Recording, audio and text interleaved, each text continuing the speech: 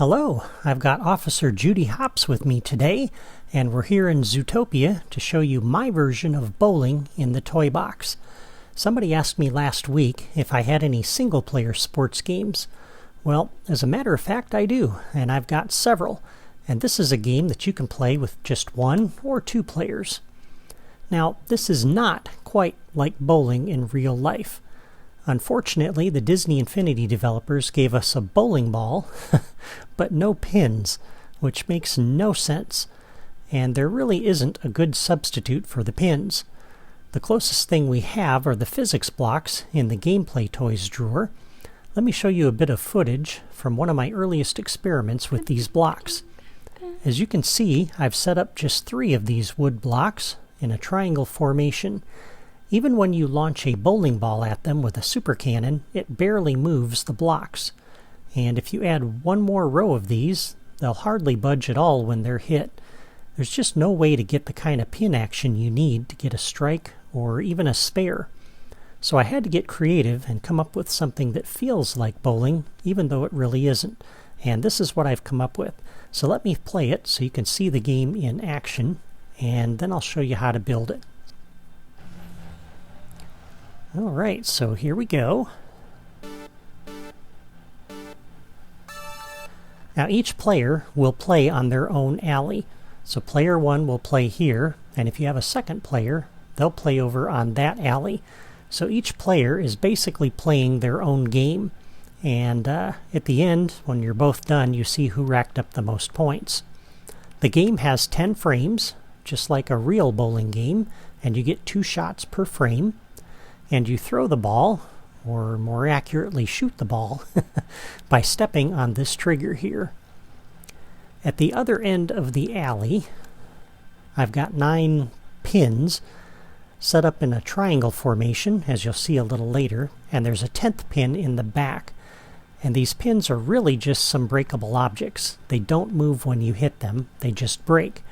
Without any kind of true pin action, of course, there's no way you can knock down all 10 pins in 1 or 2 shots, and so there's no way to rack up the kind of bonuses you can get with strikes and spares in a real game of bowling. To compensate for that, what I've done is set up the 10th pin as a moving pin in the background, and if you watch carefully on the left there, you can kind of see it moving back there. You'll see it a little clearer in a moment. For every pin that you hit, you get 1 point. But if you can hit that moving pin in the back, you get an extra 10 bonus points. So that's the secret to racking up a huge score in my version of bowling. You want to try to hit that moving pin in each frame, and knock down as many pins as you can in each frame. So that's enough yakking. I'm sure you want to see me play it. So you step on this. Fantastic. Ooh, and I hit that right off the bat. So you see I already got 14 points. And then to shoot again for my second shot, I can just jump on the trigger. I don't have to step on or off. Yeah, I got all but 1. That was pretty good. And then we begin the next frame, and you can see it reset all of the collectibles. And so that's 1 frame. I got 2 shots, and I got 9 of the pins, so that's really good for me. I'm going to wait here until we get closer to the center. Now we'll try shooting. Not too bad. And I put that camera view in there so that you can kind of see what happens at the other end of the alley. Because when you're standing down here, you can't really see anything. And so that really helps a lot to kind of see what's going on. And it tells you where that moving target is in the back.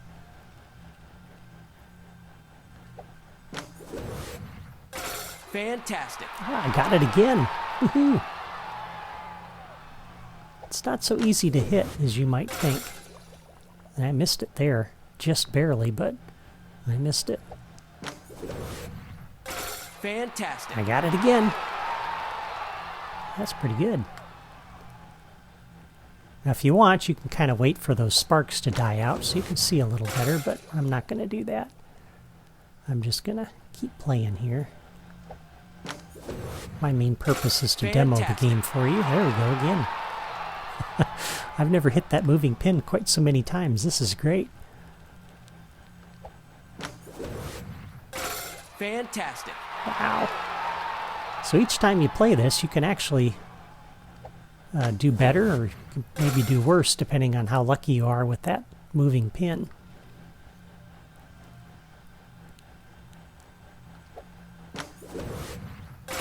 Fantastic. Got it again. Wow. I've never done so well. Is my thing actually recording? I want to make sure I get evidence of this.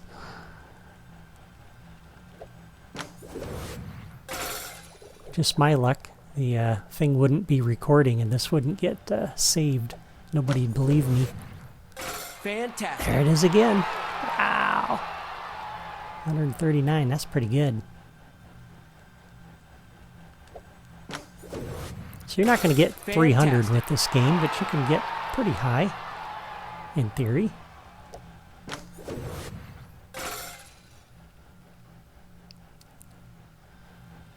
All right. I think this might be the last frame.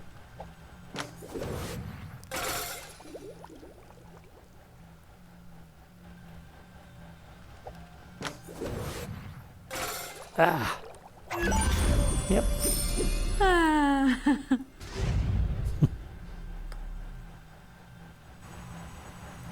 166. Wow, I think that's my highest score on this. That's pretty good.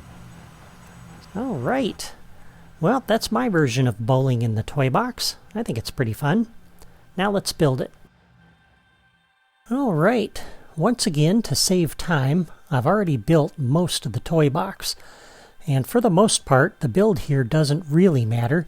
It's just to provide plenty of scenery around the bowling alley. But I'll still show you what I've got.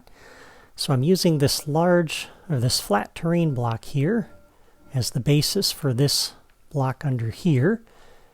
And that's themed for the Zootopia theme. I've got that power disc down on my base. And over here, I've got another block, same size, same block. And this one is styled to use Pixie Hollow. And I've got 3 of those down. And the same is true on the other side over here as well. And then on this side, I've got down another 3 of these themed for the Zootopia theme. All right. And then I just placed a few buildings here. This is Flynn's Arcade. I think that's out of the set pieces drawer. These are out of the buildings drawer from the Incredibles playset. And the same with this one. And those little fronts. And the same with this building. That's Edna Mode's building. And then these are from Building Sets Group 2. Kind of little cafe pieces. And these are from the Disneyland pieces out of Building Sets Group 4. As well as those little flower pots. And I got some more of those lined up back here.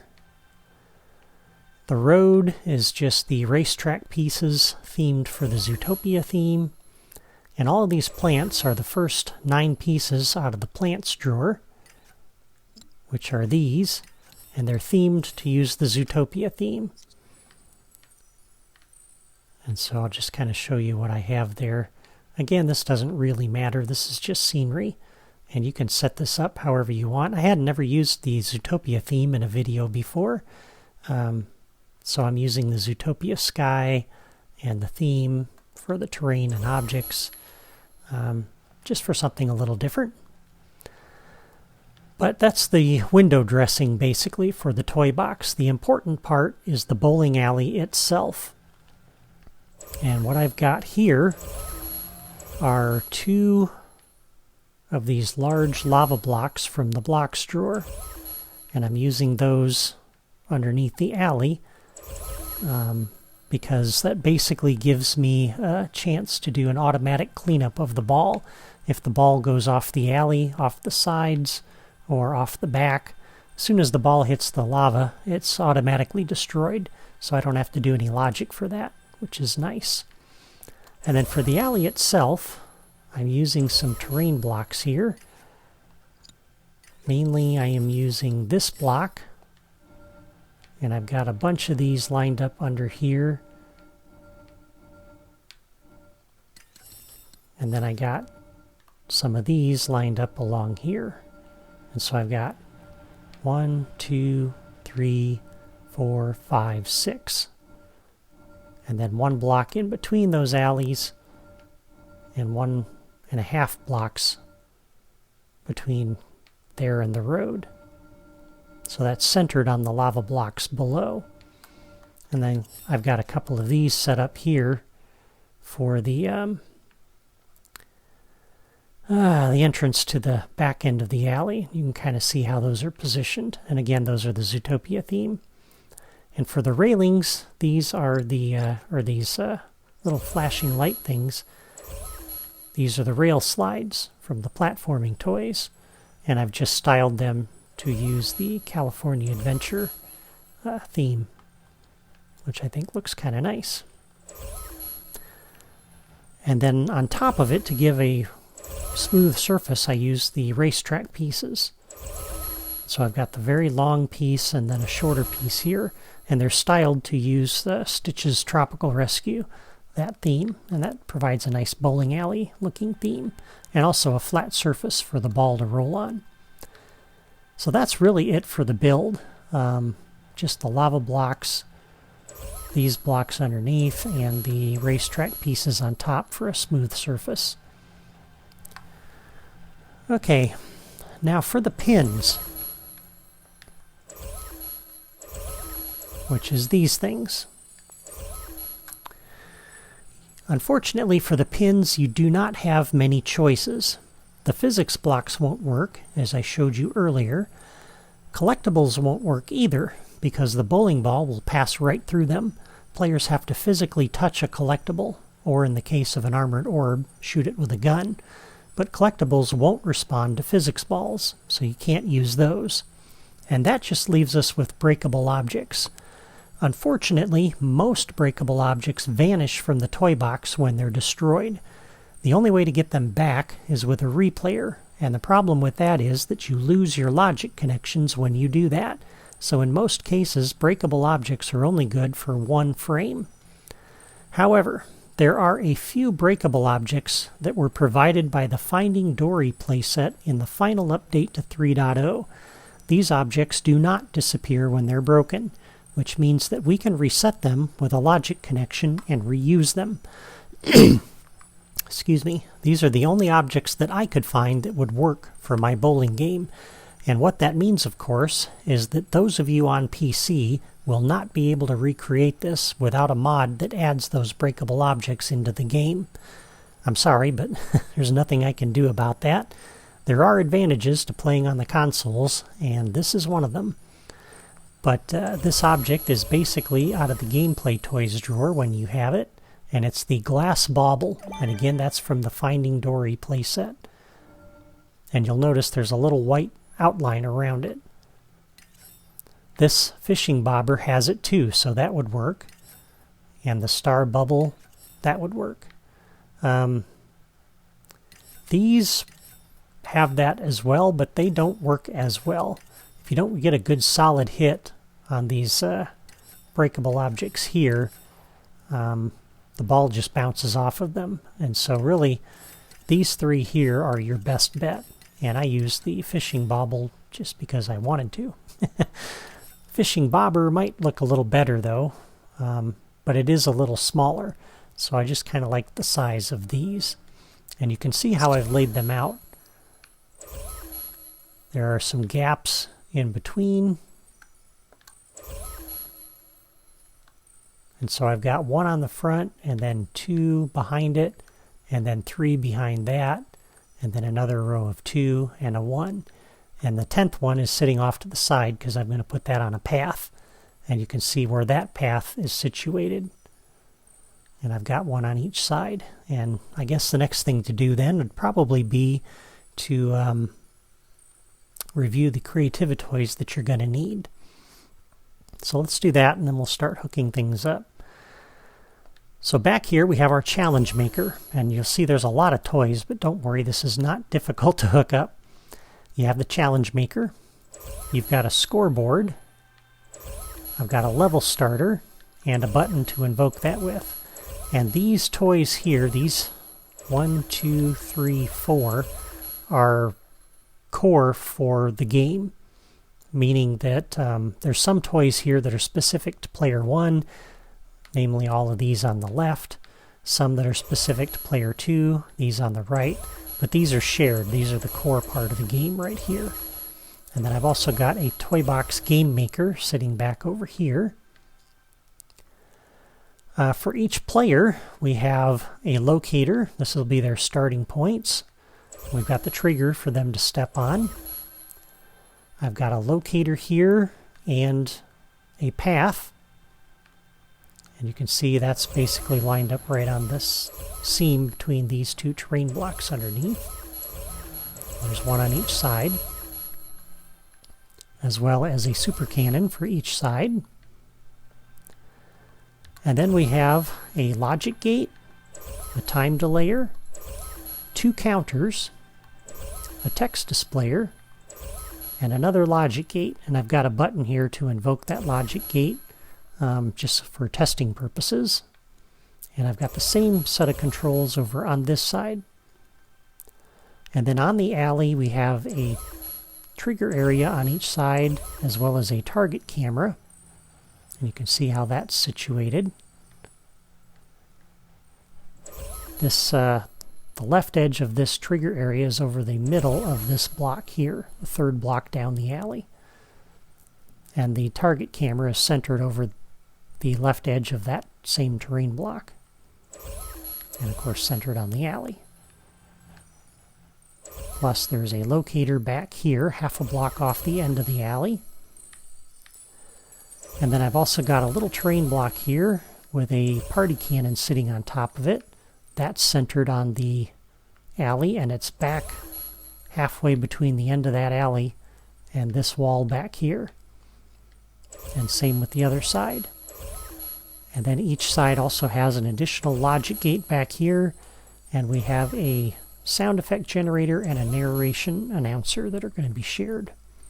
So those are all of the Creativity toys, and again, that looks like a lot, and it is, but it's not difficult to hook this up. It just takes a little bit of time. So let's begin with the Challenge Maker. We're going to do a new locator connection. We're going to connect this up for player 1's start location. Player 2 will start over here. And on the properties for this, we're pretty much using all of the default properties. So there's nothing unusual here.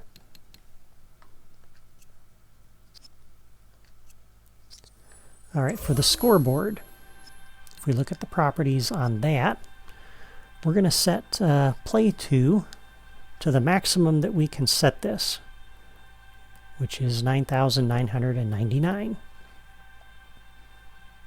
Realistically, the players aren't going to get that high, but that just means we don't have to worry about it. And all the other properties are fine. And that's it for the core toys. Also back here on the Toy Box Game Maker. Whoops.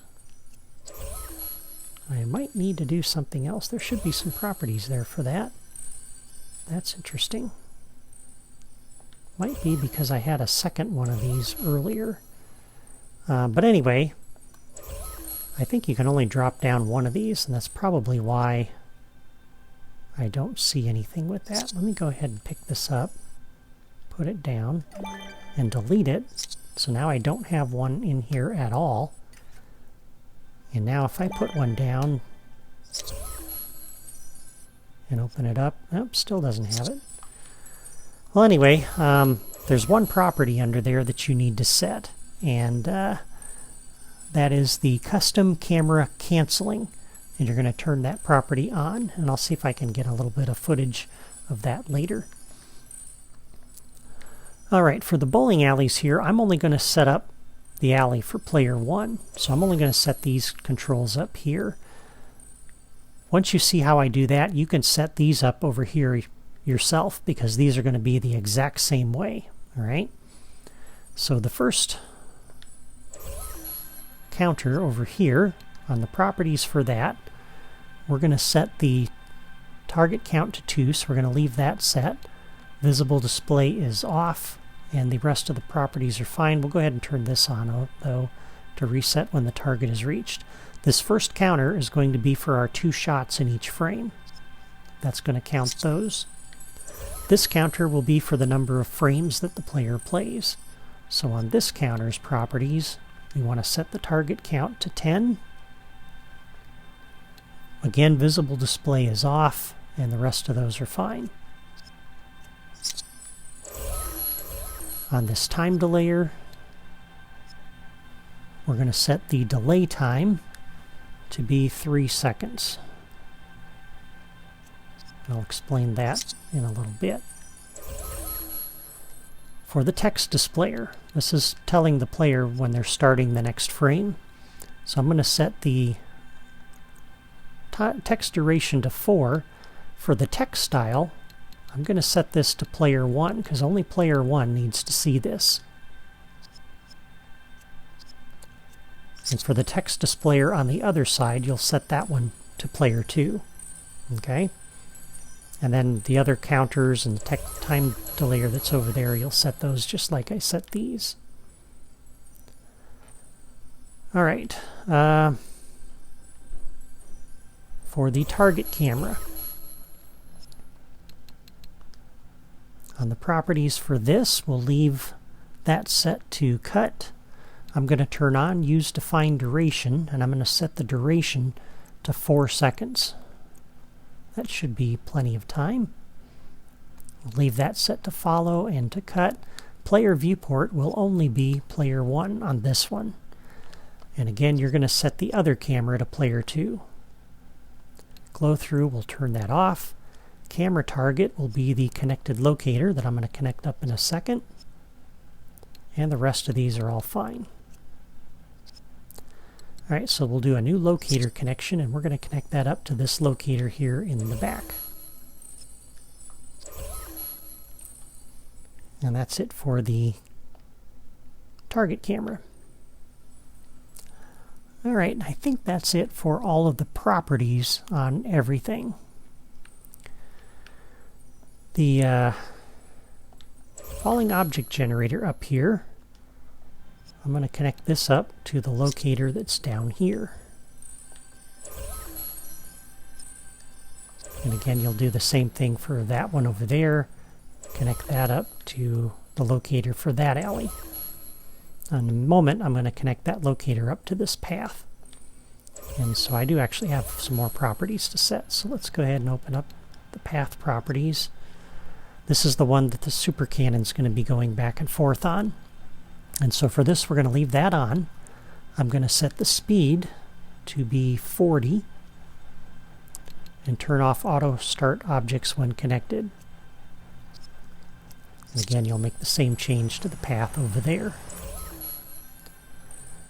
On the properties for this one, this is for the moving pin that's going to be in the back. So for the properties here, you'll leave that on. The speed on this one, we're going to set to 75. Again, auto start objects when connected is off. All right. So let's see, next thing, let's go ahead and set up the shooter here. So we'll connect up our super cannon to the path. So we'll do a new path connection on the super cannon. There we go. And then on the super cannon, we'll open the logic menu, go to properties, leave the tilt position set to 0 under toy box path. For this, we're going to leave that as 100. That's fine. Those are fine. All of these are fine until we get to the movement style. Change that to back and forth. Now, in order to get this thing to shoot the ball, we're going to have to put this locator on the path as well and position it in such a way that when the ball is generated, it'll fall into the cannon and get shot. And it's very picky. There's really only one setting that I found that will work. So you got to be really specific on this. But we'll do a new path connection. Connect that up to this path. And fortunately, that leaves that locator where it's at. On the properties for the locator, I hate how it flips that around. Sorry about that craziness. Those are fine. We'll leave horizontal offset at 0. Vertical offset, though, we're going to set this to 5. That will put it above the cannon. And the forward-backward offset, we're going to set this to -1. And that will move it towards the barrel of the cannon. And then we, of course, have to set the movement style to back and forth.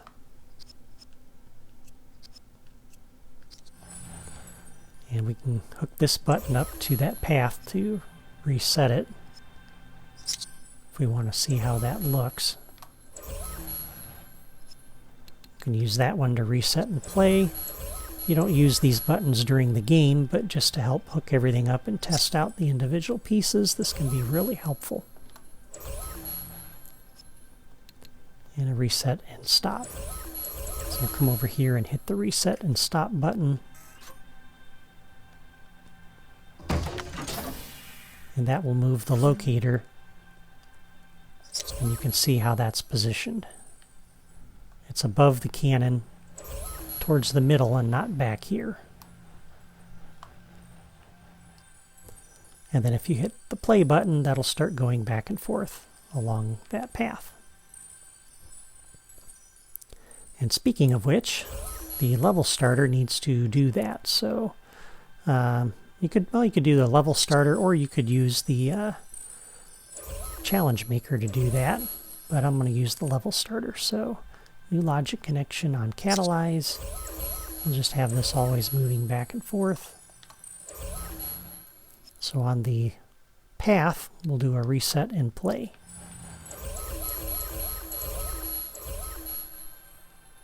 And I'm going to do the same thing for the one down on the other end as well.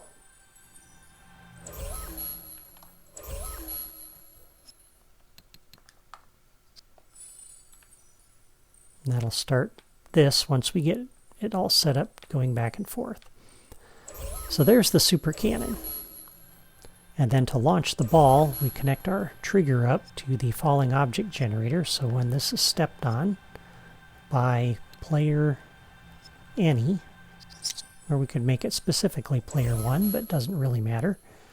We come up to our falling object generator and we generate the bowling ball. Where did I see that? Oh, there it is, right at the top. So now when you step on this, that will generate the ball at this locator, and it'll fall into the cannon and get shot down the alley. All right, so that's pretty straightforward. Now when the ball passes through here, we want to activate that camera. And so on this trigger area, we do a new logic connection when entered by physics ball. Come over to our target camera and activate it. And that'll stay on for about 4 seconds, long enough for you to see the ball go off the back, see which pins it hits, and see the cannon back here go off if you hit the moving one, which we'll hook up in a bit. All right, so that's it for the ball going down the alley, and that's pretty straightforward. And let's go ahead and just hook this up to the level starter so I can start that when I need to, since we're already in the toy box. We're not going to push that button just yet, though. All right, down here, we got a few things we need to set up with the pins. And I already set the properties for this, didn't I? Yes, I did. All right. So before I hook this up, there's some things we need to do with these collectibles, these breakables. And so on each of these glass baubles, what you're going to want to do is create a logic connection. You're going to do a new logic connection. When it's broken or collected, you'll want to come over to the scoreboard and increment by 1 the score for player 1. You're going to do that for all 10 of these breakables, including this one. And you especially want to do that with this one before we attach it to the path, because once you put it on the path, it'll be a little bit harder to select that one. For all of these, you're going to do the same thing, except for all of these, you're going to do a new logic connection when broken or collected. We'll come to the scoreboard and do an increment by 1 for player 2. All right. So you do that again for all 10 of those. Now, once these are broken, you need to reset them. And to do that, we're going to use this logic gate for player 1's collectibles. You're going to do this logic gate over here for player 2's. And what you're going to do is, on this logic gate, a new logic connection on output. Come to the collectibles and reset it. You're going to make that same connection on the logic gate for the other 9 collectibles down here, the other 9 breakables. All right. And then that logic gate here, you're going to connect that up to reset the 10 collectibles or the 10 breakables on this alley. So it just takes a little time to do. It's pretty easy, but that's how we're going to get those to be reset. And once you've made those connections, then you can come over here to this breakable, the glass bauble, and you can do a new path connection and connect that up to that path. And you can see why it's a little difficult to select it, because they're sitting right on top of each other. All right, on this glass bauble, under the properties, toy box path, we're going to set this pretty much with all of these set to the defaults, except the movement style, again, needs to be back and forth. And once again, you'll do the same thing with that one over there on player 2's alley. And that sets up the back and forth on this one. Now, when this one breaks, you need some additional logic. So when it's broken, it should already be connected, if you've made those connections, to the scoreboard to increment by 1. But we want to do some additional things. And so on this bauble, we're going to do a new logic connection when broken or collected. And let me just make sure this one's all set all the way. So again, you want to make sure this one is giving you the point for breaking it. Same as all the other pins. But the additional that you want to do is a new logic connection when broken or collected. We're going to come into this logic gate and do an input. And on this logic gate, new logic connection on output. First thing we'll do is come over to our sound effects generator, and under vocal, we'll select cheering. So the audience will clap.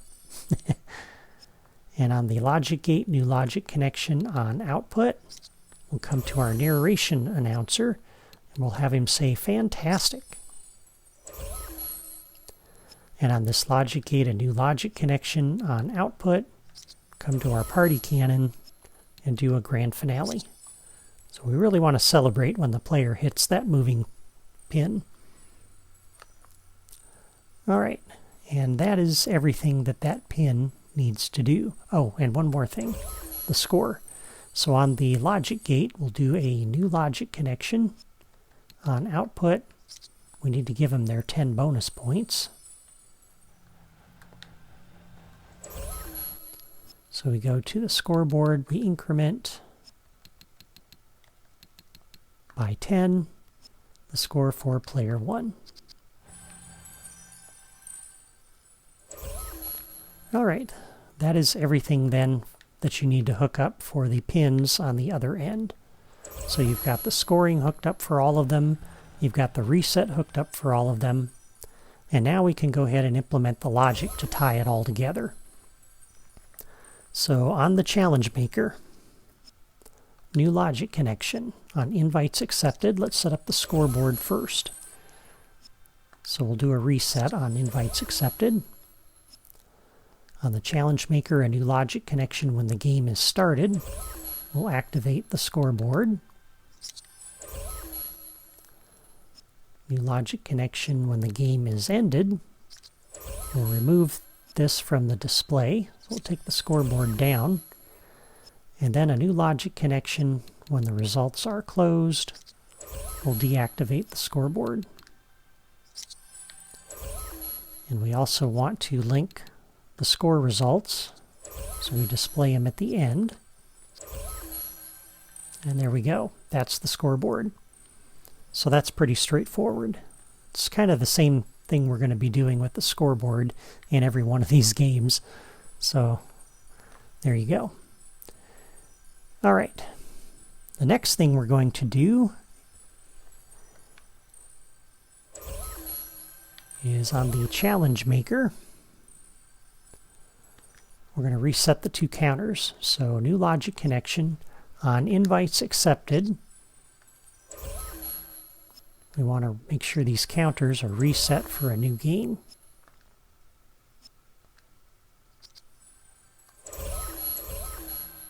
And again, you're going to do this same reset for the controls on the other side as well for player 2. And that's just about it for the challenge maker. Yeah. All right. So I had connected this up directly to the falling object generator. I need to remove that link. On the trigger, we do a new logic connection when stepped on by player any. We need to go through this logic gate, and I'll explain why in a moment. I forgot that part. Sorry. And on the logic gate, on output, come up here to the falling object generator and generate the bowling ball. Okay? And the reason I'm doing that is because I don't want that trigger to do anything when the game is not active. And so on the level starter, we're going to do a new logic connection on catalyze. Make sure we close this gate, and of course the one over on the other side for player 2.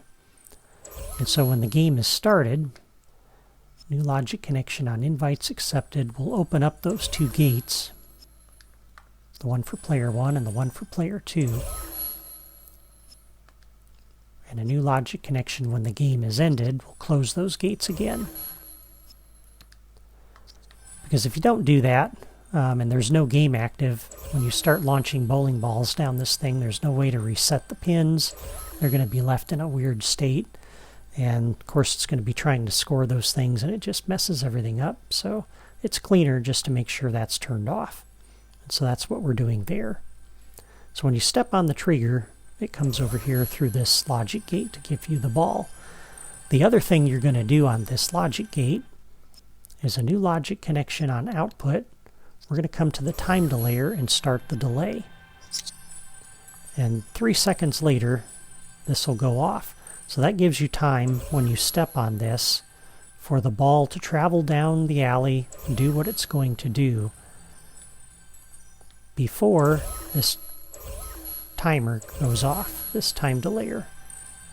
And when that goes off, we'll do a new logic connection. When the delay is completed, we're going to come over here to the counter on the left that's counting the number of shots per frame. And we're going to increment that by 1. All right. So you take your 2 shots, then the counter will be set to 2. And on this counter, we'll do a new logic connection. When the target is reached, and we had the target set to 2, you'll come over to this counter, and you're going to increment that by 1. That takes you to the next frame. All right. And then on this counter, new logic connection. When this target is reached, all 10 frames have been played. We come over to the challenge maker and we log player 1's completion.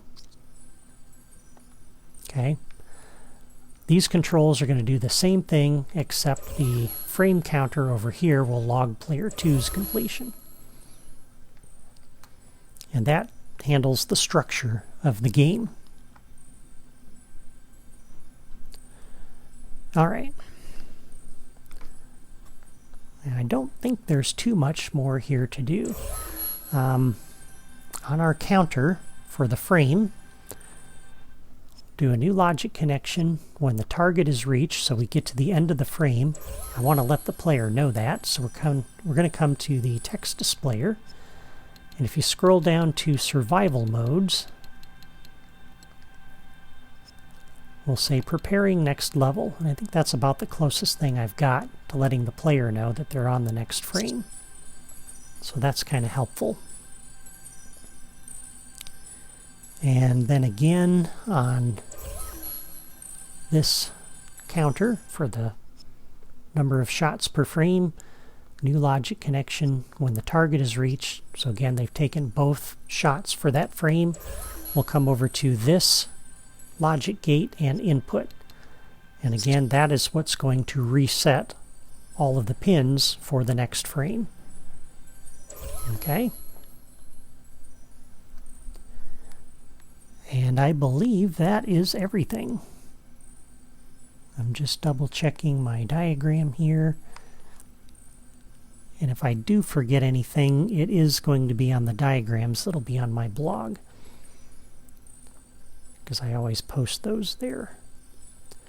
So that's everything over here. And once again, everything that I did with these controls, you can do with these controls and these, because this alley is basically the same thing, except everything that I hooked up to over here on this side for player 1, you're going to do over here for player 2. So player 2 score, logging player 2's completion, and all of that.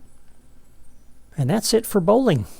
Next week, I'm going to take you to my beach resort toy box, and we're going to look at a number of sports games that I've built in that toy box, starting with tennis. Before you go, I want to remind you once again that I've got logic diagrams on my blog that will help you connect the Creativitoys that I used today. The link is in the video description. And if you haven't subscribed to my channel yet, just click my photo in the lower right corner. Thanks for watching, and have a great day.